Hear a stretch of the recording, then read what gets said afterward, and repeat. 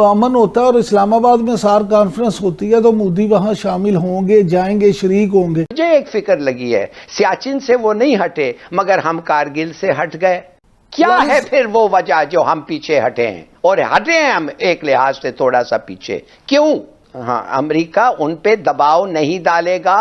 यानी आपने अमलन वहां कर्फ्यू ना कुछ तो नरमी हुई है वैसे। अच्छा। इंटरनेट वगैरह खुला है और थोड़ी बहुत सरगर्मियों की इजाजत मिली है।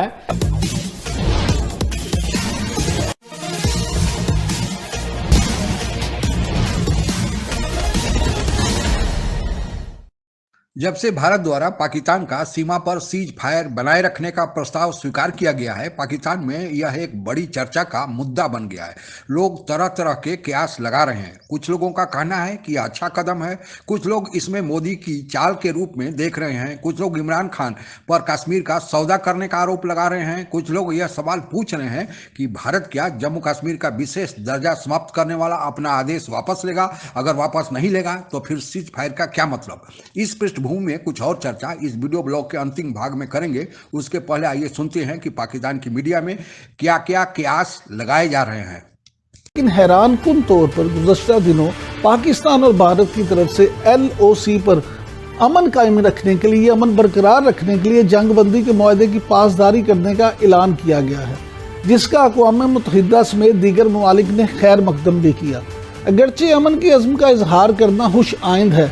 जी हिलाली साहब, देखिए, सीधी सादी बात यह है कि अमेरिकन नया एडमिनिस्ट्रेशन जो आया है जो है वो ठीक तरीके से साउथ एशिया का उसका जो पर्सपेक्टिव है वो एक्यूरेट पर्सपेक्टिव है। और हमारे लिए तो अमेरिकन एंगेजमेंट बड़ा ज़रूरी है। जैसे आप जानते हैं हमारी इकोनॉमिक हालत ऐसी है कि हमें हर किस्म की असिस्टेंस चाहिए।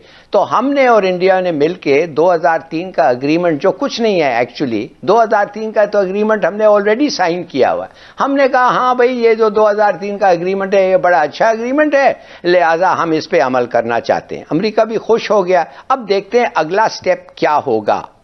मगर एक चीज मैं आपको जरूर एक बात कहना चाहता हूं कि हमने जो कहा था और जो हमने किया है उसमें फर्क है। और देखिए, आपने कहा कि हिंदुस्तान जंग के इतना ये था और अब देखिए क्या बातें कर रहा है।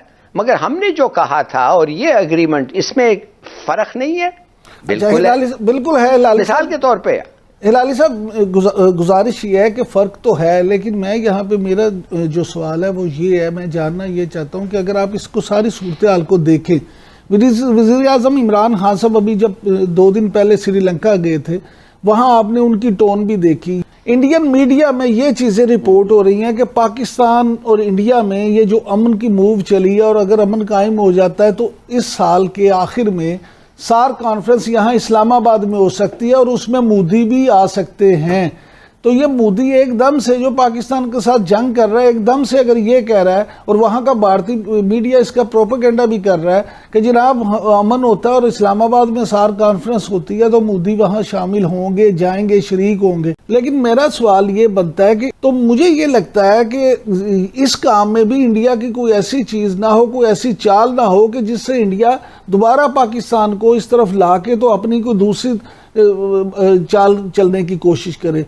तो आपको नहीं लगता, अगर मैं इस पे आपकी क्या राय है? जैसे हिंदुस्तान का भी एग्रेसिव एटीट्यूड और सडनली कहना कि हम ये इस पे अबाइड करना चाहते हैं, हम ये एग्रीमेंट पे अमन करना चाहते हैं, और वजह उसका ये है कि मेरे ख्याल में मुझे फिक्र ये लगी है कि सियाचिन में क्या हुआ। उन्होंने जाके हाई ग्राउंड ले लिया सियाचिन में, बातें तो जरूर हुई मगर वेकेशन तो हाई ग्राउंड से नहीं हुआ।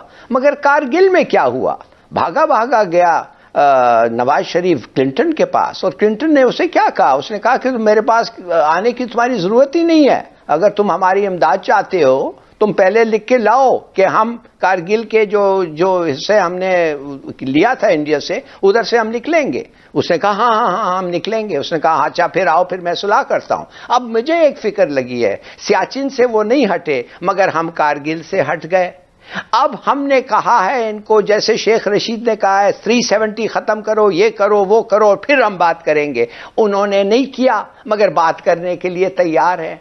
तो क्या आपने जो सवाल उठाया है एक लिहाज से बड़ा मुनासिब सवाल है। अब क्या ये नहीं आपको फिक्र है जैसे मुझे है कि जब मूडी चाहे एक और फॉल्स फ्लैग ऑपरेशन कर दे, जब वो समझता है उसको वोट चाहिए, जब वो समझता है इंडियन इलेक्शंस आ रहे हैं और मुझे पाकिस्तान के साथ एक वो क्या पब्लिसिटी कू करना है, जैसे पहले कोशिश की थी हिलाली साहब वो कुछ भी कर सकते हैं, हिलाली साहब वो कुछ भी हिलाली साहब भी कर सकता है, वो कुछ भी कर सकता है। लेकिन मेरी राय सिर्फ यही है, मेरी राय ये है कि ये देखें उसने कश्मीर में जो करना था कर लिया।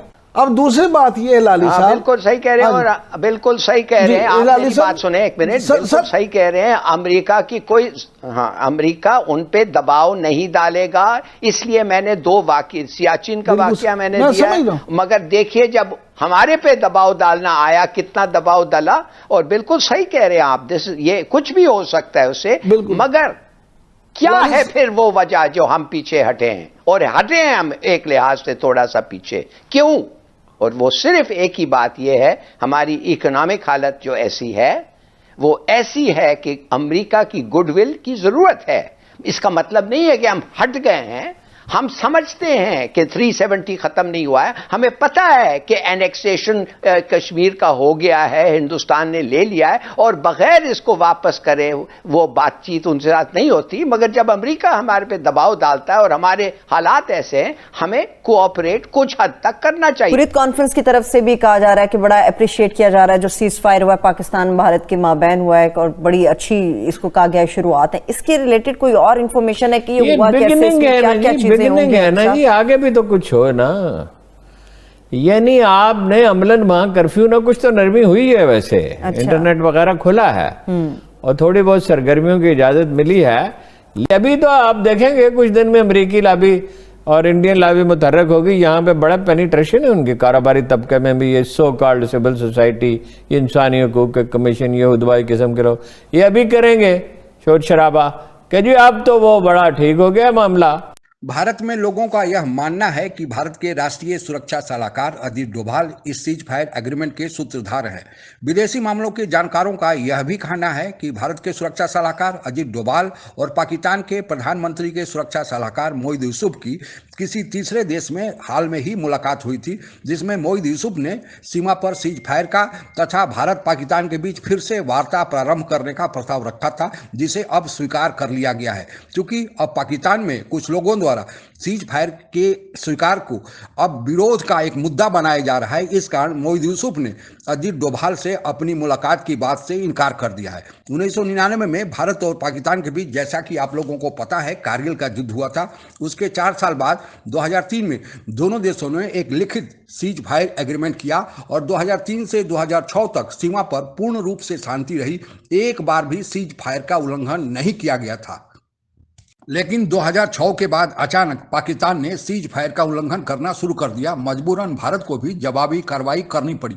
अगर पिछले 3 साल के सीज फायर के आंकड़ों पर नजर डालें तो आपको सीज फायर की गंभीरता का पता लग जाएगा। 2018 में 2000 बार, 2019 में 3400 बार, 2020 में 5000 बार सीज फायर का उल्लंघन पाकिस्तान द्वारा किया जा चुका है।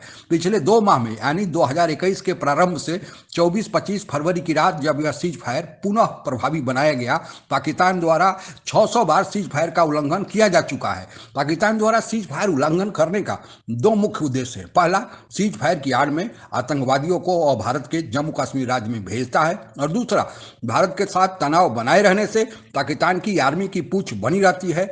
आप लोगों को पता ही होगा कि पाकिस्तानी सेना के वर्तमान सेना प्रमुख कमर जवेद बाजवा को इसी तनाव का आधार बनाकर 5 साल का सेवा विस्तार दिया गया है।